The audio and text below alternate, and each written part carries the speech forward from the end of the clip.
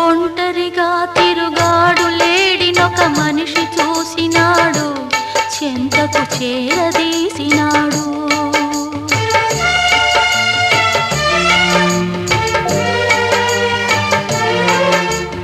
అభమో శుభమో తెలియని లేడి అతనిని నమ్మింది, తన హృదయం పరిచింది. ఆ తరువాతే